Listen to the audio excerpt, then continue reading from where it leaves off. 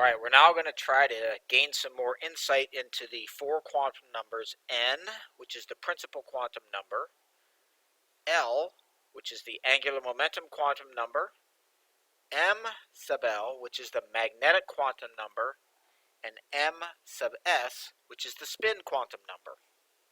First, we'll start with the principal quantum number n.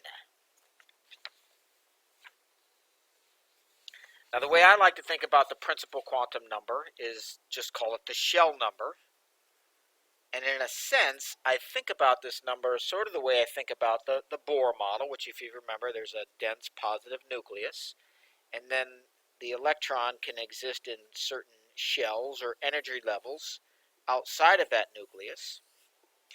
And so as you go from, say, the n equals 1 shell to the n equals 2 shell to the n equals 3 shell and so forth, further out, you're getting further and further and further from the nucleus, and you tend to go to higher and higher and higher energies. And so while it's not perfect to think about, the quantum mechanical model of the atom the same way as the Bohr model, at least for the principal quantum number n, I sort of think about this as referring to the shell number, the distance from the nucleus. Although that's not a perfect description, it at least gives me something physical to think about as I'm thinking about these four quantum numbers that are used to describe the quantum mechanical model of the atom. Now we're going to focus on L, the angular momentum quantum number. So if we're going to think about L, which is the angular momentum quantum number, this basically describes the shape of an orbital.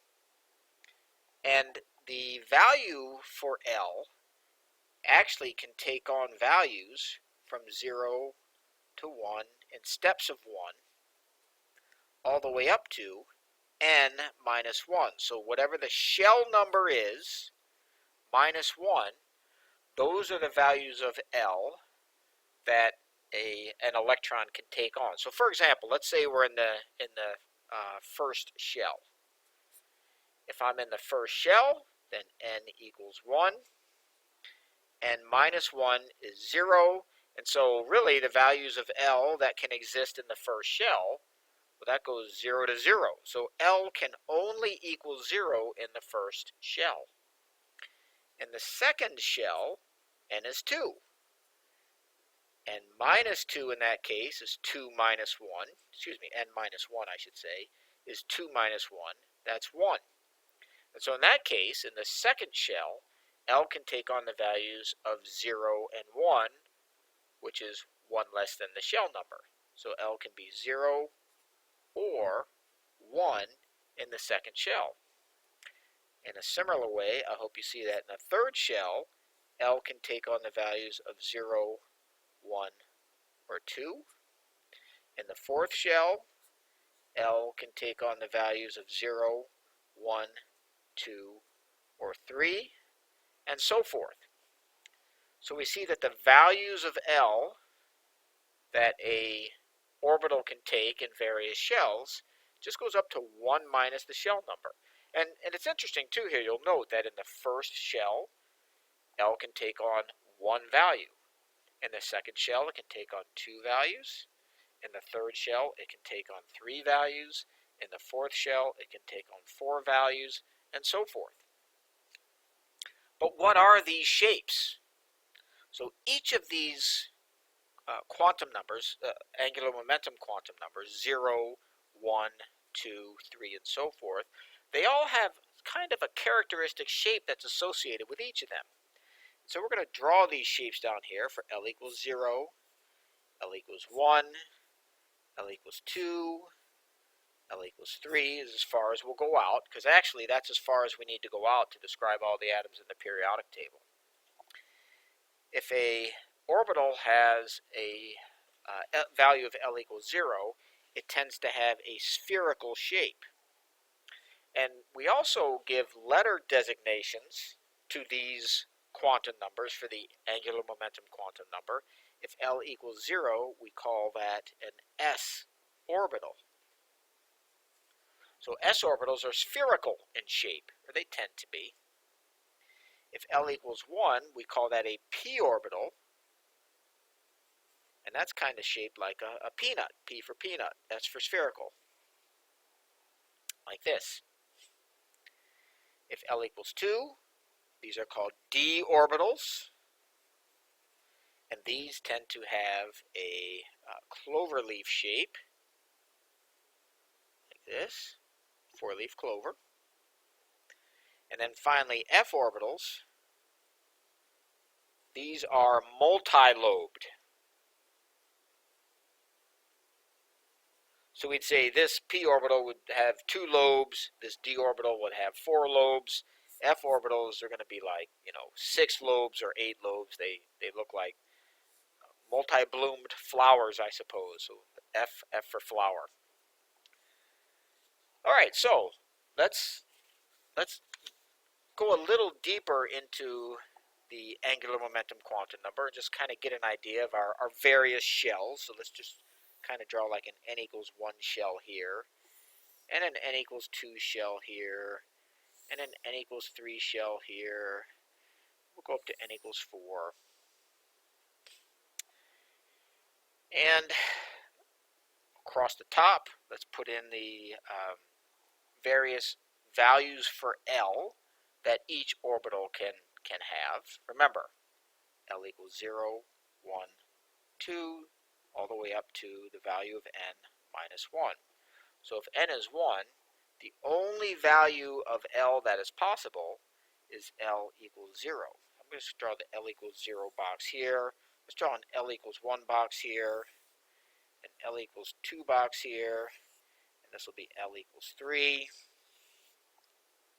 And so if I'm in the n equals 1 shell, well, I can have L equals 0. I can have an s orbital. I can't have L equals 1 because 1,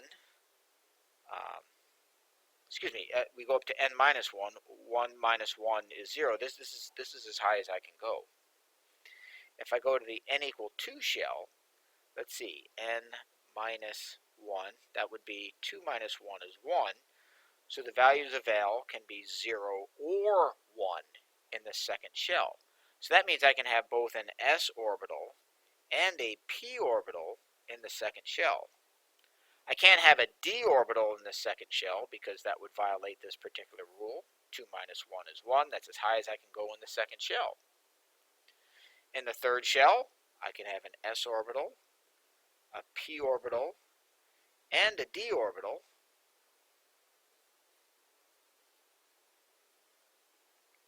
Because I can go all the way up to n minus 1. Be L is 0, L is 1, L is 2. 3 minus 1 is 2, and so this is the highest value for L that I can have in the third shell. By the way, we would call these particular orbitals in the first shell. Remember, this is s orbitals. These are all p orbitals. These are all d orbitals. These are all f orbitals. We would say I can have a 1s orbital, but I can't have a 1p orbital. Of course, I can't have a 1d orbital, and I can't have a 1f orbital. In the second shell, I can have a 2s orbital, I can have a 2p orbital, but I can't have a 2d orbital, and I can't have a 2f orbital. In the third shell, we can have 3s orbitals, we can have 3p orbitals, we can have 3d orbitals, but we can't have a 3f orbitals.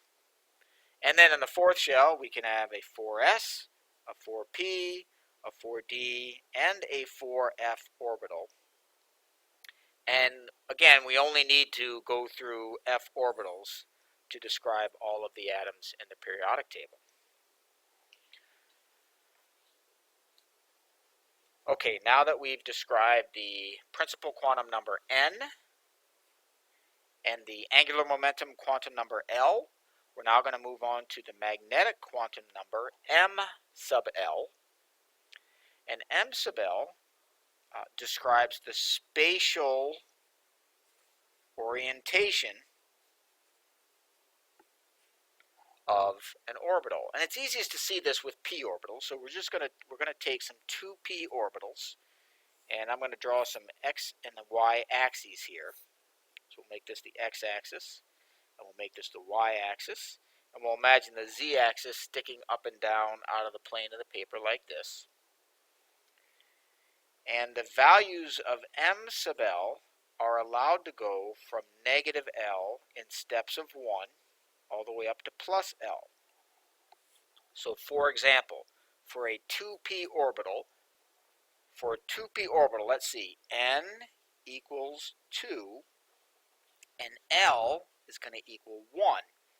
That means for a 2p orbital, m sub L can take on the values from negative 1, that's negative L, in steps of 1. So negative 1 plus 1 is 0, 0 plus 1 is 1, and we go all the way from negative L, which is negative 1, to positive L, which is positive 1. So I see I can have 3 different values for m sub L, 3 different orientations for a 2p orbital. Now 2p orbital is dumbbell shaped, and so we can draw one of them along the y-axis like this. And we can say this 2p orbital has a m sub L value of negative 1. We can also orient it along the x-axis like this, and we would say this 2p orbital has a value of m sub L of positive 1. So we've taken care of those 2 values of m sub L for this particular set of 2p orbitals. What are we going to do with the third one? Well, let's draw our x and y axes.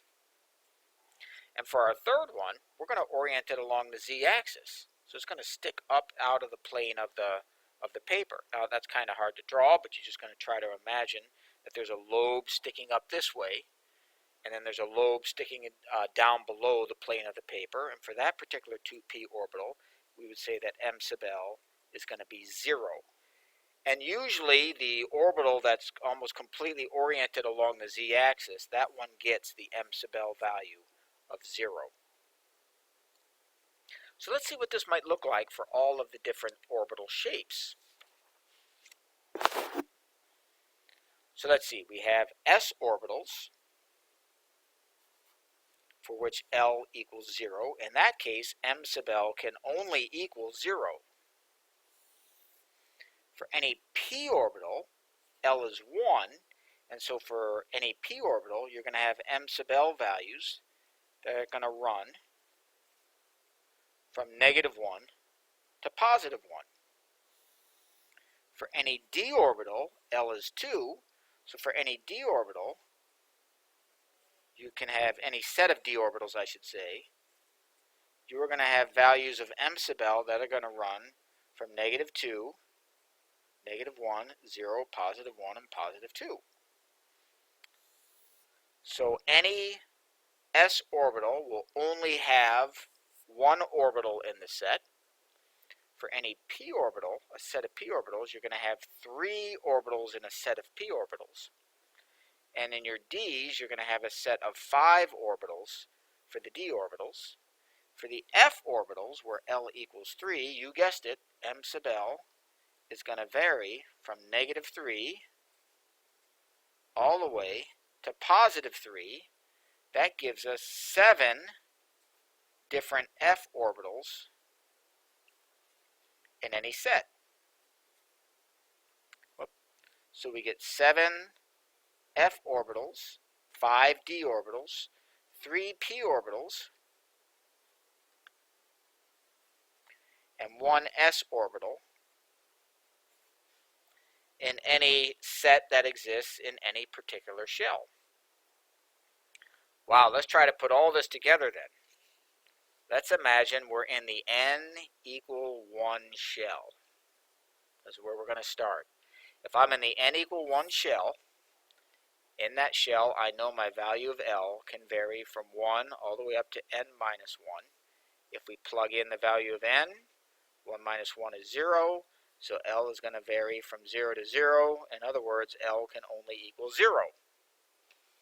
L equals 0 corresponds to an s orbital, and so in the first shell, all you get is an s orbital, and we would call that a 1s orbital, and there would only be one of them. Let's move up to the n equal 2 shell. In the n equal 2 shell, the values of L are going to run from 0 all the way up to n minus 1, which is going to mean that the values of L are going to equal 0 or 1. So there's two possibilities here. We can have a value where n equals 2 and L equals 0, which we're going to call a 2s orbital. That's our first case. We're also going to have the case where n equals 2 and L equals 1, and we're going to call that a 2p orbital. For the 2s orbital, m sub L is going to vary from negative 0 to 0, which is just 0, and so we only get one 2s orbital where m sub L is 0. In the 2p orbital, m sub L is going to vary from negative 1 to positive 1, and so what we'll get is 3 2p orbitals. Of course, they're going to have different orientations. Let's see, we're going to make this one sticking up out, and then there's going to be one down below. So this is supposed to be sticking up out at you. And we could give this one the value of m sub L is plus 1, and this one has m sub L is minus 1, and this would have m sub L equals 0. So notice in the second shell, the total number of orbitals that we can have are 1, 2, 3, 4. In the first shell, we only have one orbital. Hey look, 1 squared is 1. One total orbital in the first shell. 2 squared is 4. We have 4 total orbitals, 1, 2, 3, 4, in the second shell. I wonder if there's going to be 9, 3 squared is 9 orbitals in the third shell. Let's check it out. Let's go to n equals 3. Well, L in this case is going to be able to be equal to 0 in steps of 1 all the way up to n minus 1. And that means that my values for L can be equal to 0, 1, or 2. So there's 3 cases in the third shell.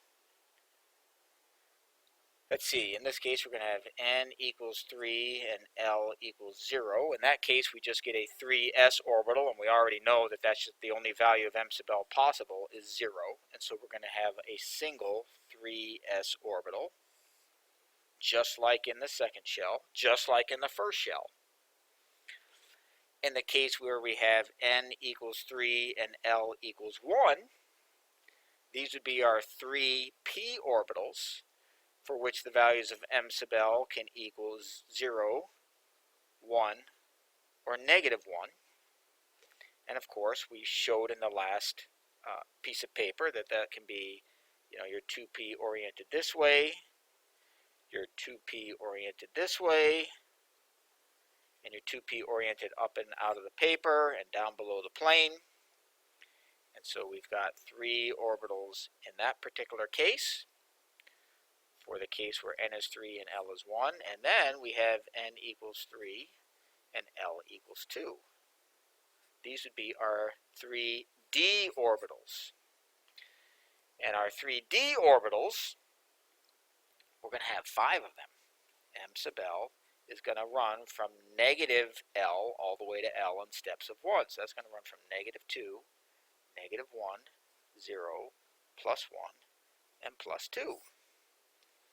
And so these are going to be 4-leaf clovers. They're going to be oriented along the axes in slightly different ways. You can have them offset like this. And then, of course, we're going to have to, you're going to have to imagine an orbital sticking up out of the plane of the paper this way, this way, this way, and this way. And then another one this way, this way, this way, and this way along the axes. And then there'll be one that's oriented straight up and down along the z like this. So you end up getting 5 total orbitals for any d set of orbitals. Let's see if there's a total of 9 orbitals. 3 squared is 9. 1, 2, 3, 4, 5, 6, 7, 8, 9. It'll always be the case that the number of possible orbitals in a particular shell will be the shell number squared. Number of total possible orbitals in a shell. And we see here how these various values for m sub L, the magnetic quantum number, describe how the orbitals take along different spatial orientations along the different three-dimensional axes.